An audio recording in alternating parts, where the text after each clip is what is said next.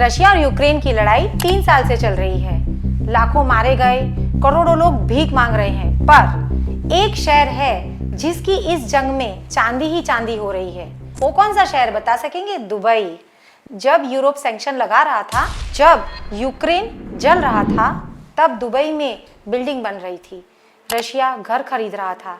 ये कोई कोइंसिडेंस नहीं, ये एक बड़ा गेम है। आज हम देखेंगे कैसे दुबई वॉर के फायदे उठा रहा है और इसका असर क्या है। रेडी हो? चलो शुरू करते हैं। 24 फरवरी 2022 रशिया ने यूक्रेन पे फुल स्केल अटैक किया। दुनिया शॉक में थी। अमेरिका, यूरोप ने रशिया पे सैंक्शन थोप दिए, बैंक अकाउंट फ्रीज, बिजनेसेस बंद, ओलिगार्क्स के यार्ड्स पकड़े गए। पर एक जगह थी जहां ये सैंक्शन नहीं पहुंचा, दुबई। यूएई ने बोला हम न्यूट्रल हैं। यूएन में रशिया के खिलाफ वोट नहीं किया। फरवरी 2022 में सिक्योरिटी काउंसिल में एब्सटेन किया। रिजल्ट क्या हुआ? रशिया के पैसे और लोग दुबई की तरफ भाग गए। एक रिपोर्ट के मुताबिक 2022 से अब तक 1 लाख से लेकर 7 लाख रशियंस यूएई में सेटल हुए। ये लोग अपना पैसा बचाने आए और दुबई ने खुले हाथों इनका स्वागत किया। वीजा इजी, टैक्स जीरो और मॉस्को से डायरेक्ट फ्लाइट्स। ये वॉर का पहला जैकपॉट था दुबई के लिए। चलो नंबर्स की बात करते हैं। वॉर के बाद रशिया ने दुबई में कितना पैसा डाला? एक leak to report Dubai unlocked के मुताबिक 2022 से 6.3 बिलियन डॉलर का प्रॉपर्टी खरीदा गया, मतलब रुपया 50,000 करोड़ से ज्यादा। ये फ्लैट्स नहीं, विलास हैं। एवरेज स्पेंड $1.1 मिलियन, दूसरे देश के लोगों से डबल।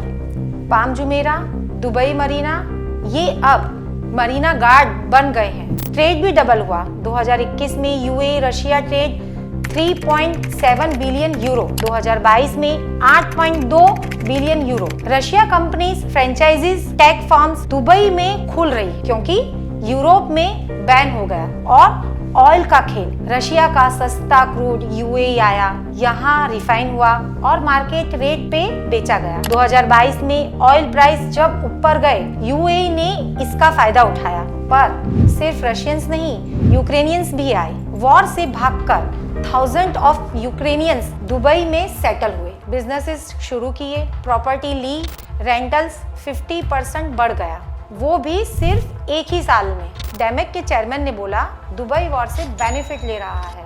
अनफॉर्चुनेटली ये पैसों की सुनामी है, पर ये कहाँ तक जाएगा? तो दुबई इतना फायदा क्यों उठा रहा है? स्ट्रेटेजी देखो। पहले न्यूट्रल रहा, यूएई ने रशिया को नाराज नहीं किया, पर अमेरिका से भी दोस्ती रखी। दूसरा, business friendly vibe, no income tax, no luxury tax, visas जल्दी मिलते हैं। तीसरा लोकेशन यूरोप, एशिया अफ्रीका के बीच में परफेक्ट हब। वॉर के टाइम जब रशिया के बैंक स्विफ्ट से बाहर हुए, दुबई के बैंक ने रशिया कैश को सेफ रखा। डेली फ्लाइट मॉस्को से जब यूरोप ने बैन किया, यूएई ने लाइफलाइन दी। रियल एस्टेट में बूम आया। 2022 में अप्रैल में सेल्स 45% अप, मई में 51%। रशियंस और यूक्रेनियंस दोनों यहाँ आए। एक तरफ वॉर, दूसरी तरफ दुबई में पार्टी। पर ये सिर्फ पैसा नहीं, पावर भी है। यूएई अब ग्लोबल प्लेयर्स के लिए न्यूट्रल ग्राउंड बन गया। जेलेस्की 2025 में यहाँ आए पीस टॉक के लिए। ट्रंप ने भी यूएई सऊदी को नेगोशिएशन स्पॉट बोला। दुबई अब सिर्फ टूरिस्ट स्पॉट नहीं, एक जियोपॉलिटिकल चेस बोर्ड है। लेकिन ये कितना सेफ है? ये सब सुनने में अच्छा लगता है, पर हर सिक्के के 2 पहलू हैं। एक रिपोर्ट बोलती है दुबई में इतना फॉरेन कैश आया कि मनी लॉन्ड्रिंग का रिस्क बढ़ गया। यूएस ट्रेजरी ने बोला रशियन कैश का फ्लो सस्पेक्ट है। क्या ये सैंक्शन छुपाने का तरीका है? दूसरा, लोकल्स का क्या? रेंट इतना बढ़ गया कि लोग बोल रहे हैं हम दुबई छोड़ देंगे। और फ्यूचर, अगर वॉर खत्म हुआ, रशियंस वापस गए, तो ये बूम क्या सस्टेन करेगा? ये अगर ईरान इजराइल जैसा बड़ा वॉर हुआ, जैसे डेमेक चेयरमैन ने वॉर्न किया, तो दुबई का ये फायदा खत्म हो सकता है। ये एक टाइट रोप है, बैलेंस खत्म हुआ तो गिरना पक्का। क्या दुबई इसके जवाब दे पाएगा? तो ये है दुबई की वॉर टाइम कहानी। रशिया यूक्रेन की लड़ाई में एक शहर ने अपनी किस्मत चमका दी। प्रॉपर्टी, क्रेड ऑयल, हर चीज में जैकपॉट।